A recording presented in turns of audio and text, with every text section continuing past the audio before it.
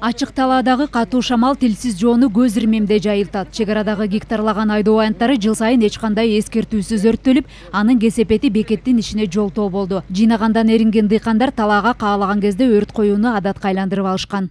Кыргыз-казак чек арасындагы Ак Тилек көзөмөл өткөрүү жайынын ылдый жагы камыштуу сулуу талаалар. Жыл сайын дыйкан фермерлер жерди жазгы тала иштерине даярдоо максатында эч кимге айтпай туруп белгисиз бирөөлөр тарабынан өрт коюшат. Мына ушул өрт жалындын кесепети электр чубалгыларына жетип, кечээ бул жерде 10 киловольттук аба чубалгылары керектен чыккан. Натыйжада көзөмөл өткөрүү пунктунун иши 1 саатка үзгүлтүккө учураган. Кечээ чыккан өрттөн улам чек ара бекетинде электр жарыгы өчүрүлүп, 1 саатка жакын унааларды өткөрүүгө тоскоолдук жаратты. Өрт өчүрүү кызматы менен түндүк электр ишканасы ыкчам түрдө тилсиз жоону табына эрип түшкөн зымдарды алмаштырганга жетишти.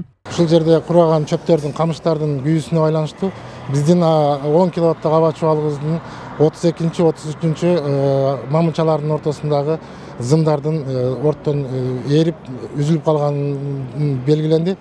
Ошол эле учурда бул линиянын баарын ремонтко чыгарып, чек арачылар менен бирдикте МЧСтин бригадасы менен бирдикте өрт өчүрүүчүлөр менен бирдикте өрттү убагында өчүрүп, 1 сааттын ичинде кайра Ак Тилек таможенный постуна электр энергиясынын светин кайра берүү ишке киргизилди. Адистер белгилегендей, жер астынан электр зымдарын өткөрүү коопсуз жана калктуу конуштарда ыңгайлуу болуп эсептелет. Азыркы тапта өлкөдө 1000 чакырымдан ашык жерден өткөн электр чубалгылары бар.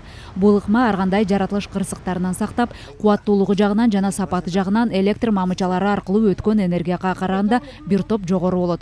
Түндүк электр ишканасынын кызматкерлери учурда Балбан Таймаш жаңы конушуна 650 метр электр зымдарын өткөрүүдө.